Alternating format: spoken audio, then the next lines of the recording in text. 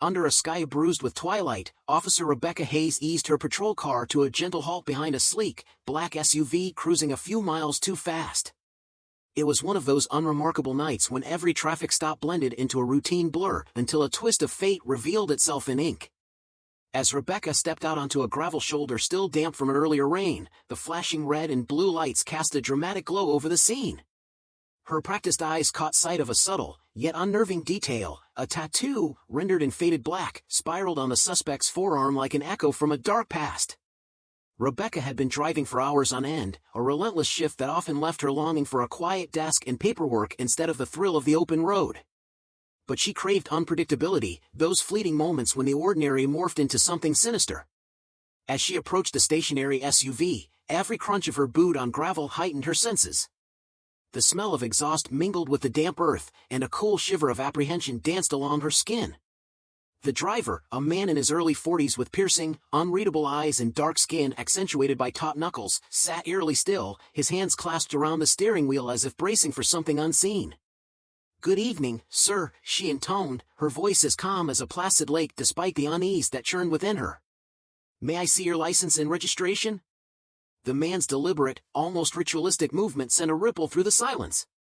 His hand reached slowly toward the glove compartment, and as the small window slid down, his gaze met hers, a gaze that was too composed, too measured, hinting at secrets he wasn't ready to share.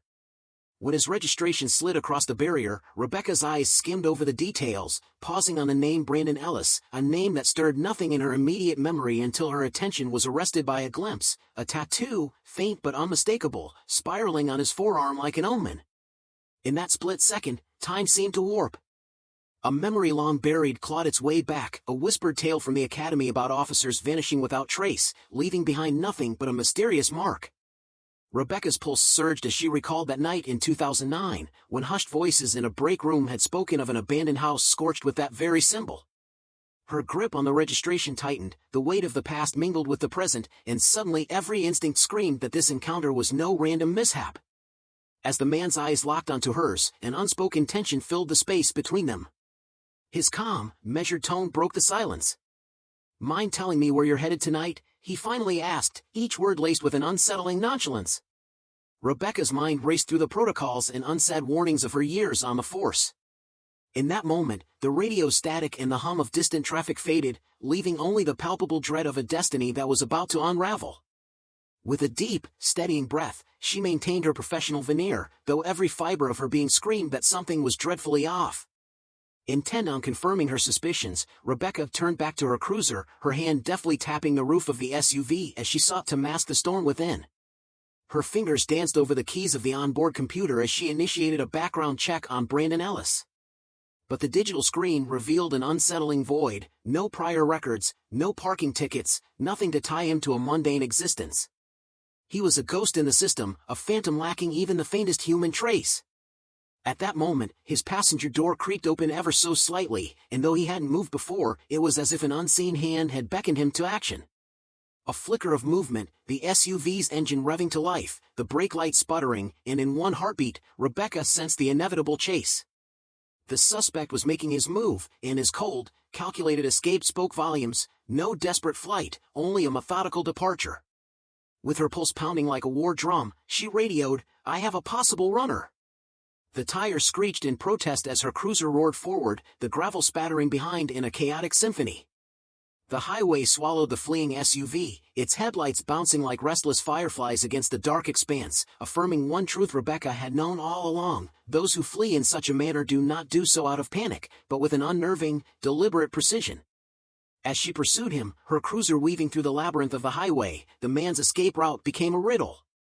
He veered off the main road, leaving behind only faint tire marks etched into the muddy verge. The landscape was a barren canvas of empty fields and silent roads, with no houses or signs of refuge, only the subtle smear of rubber where the SUV had once roamed. With her instincts screaming that this was not the act of a frightened man but rather that of someone who knew every twist and turn of these backroads, Rebecca adjusted her course. Each cautious inch into the darkness deepened the weight in her chest, a mix of dread and determination that whispered, "This is bigger than a routine stop." Navigating onto a narrow, unpaved path, her headlights revealed a decaying storage shed, its weathered wood barely clinging to life, marked with that same haunting tattoo. Her heart clenched as the pieces fell into place. This symbol was no myth spun by drunken officers in hushed corners. It was a deliberate signature, a message carved into the landscape of her past.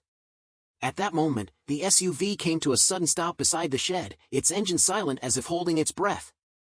Rebecca's training warred with an inner surge of foreboding as she radioed for immediate backup, her voice steady but laced with urgency. Before she could digest the gravity of the situation, a low, ominous voice drifted from the shadows. "Too close, you shouldn't have followed," it warned, as a hand shot out, nearly snatching her weapon from its rightful place.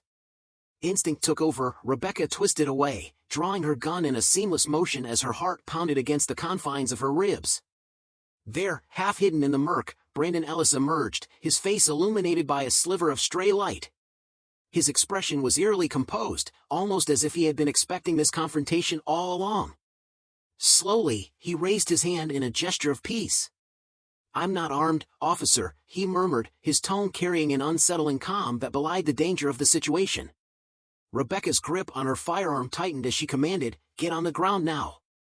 His reply was a wry smile, a flicker of dark amusement crossing his features. "If I wanted to hurt you, I could have already," he said, his voice echoing with the weight of buried secrets. Despite his seemingly benign words, every instinct in Rebecca warned that this encounter was a labyrinth of lies and half-truths. As she kept her aim locked on him, he sank slowly to his knees, his movements deliberate and calculated, revealing more than he intended, a truth that struck her to the core. In a voice that was both resigned and defiant, Brandon began, "It started long before you ever donned that uniform." His words unraveled a tapestry of covert operations and unsaid confessions, a past where a unit of officers had vanished without explanation, leaving behind a trail of fear and that fateful mark. "Your department buries secrets so deep they hope no one ever pries," he added, his tone both sorrowful and accusatory. Rebecca's mind raced back to whispers of missing officers, to the unanswered questions that had always gnawed at her. She remembered the case where a patrolman disappeared during a routine check, the only trace left behind being that burning symbol etched into rotting wood.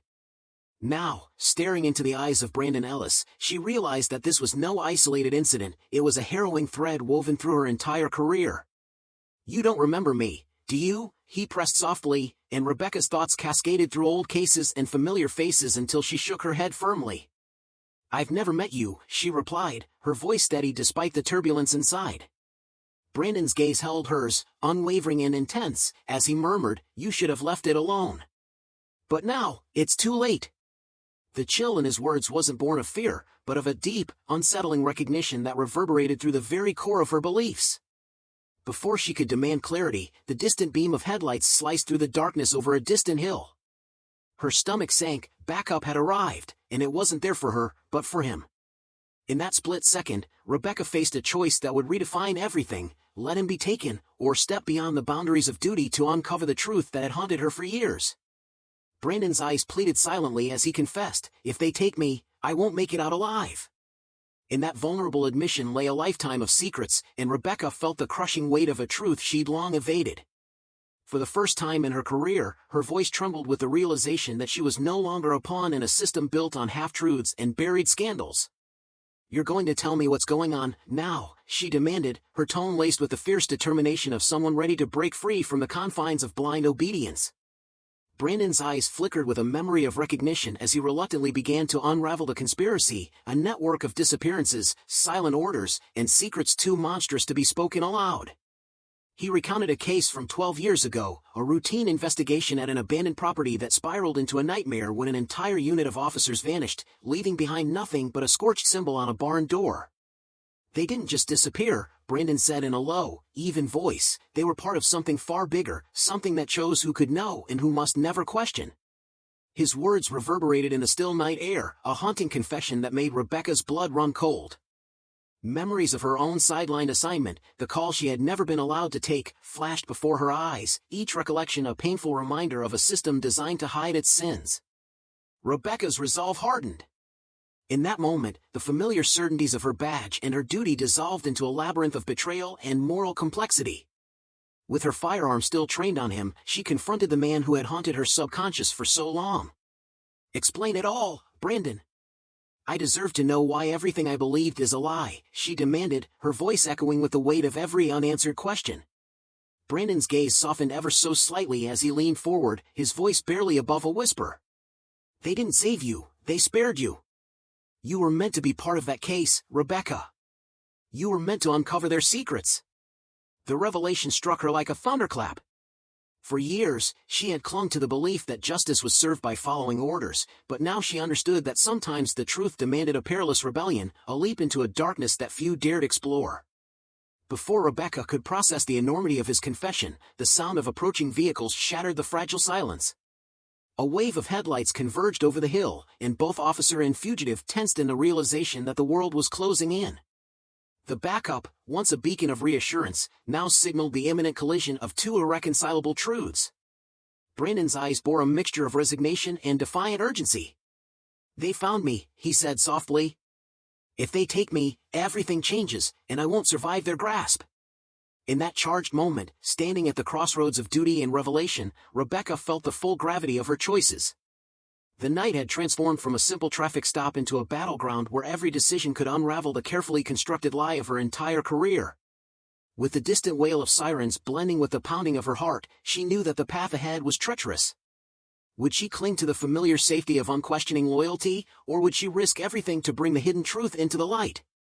As the story's final seconds of tension stretched into an uncertain future, Rebecca's hand tightened on her radio. In a voice that resonated with both defiance and determination, she declared, "I'm making my own call tonight." And as the night swallowed their fates, the question hung in the air like a challenge. When confronted with the choice between what is right and what is easy, would you dare break the rules for the sake of the truth? If this tale stirred something deep within you, consider sharing your thoughts. What would you have done in Rebecca's place? Let the conversation begin.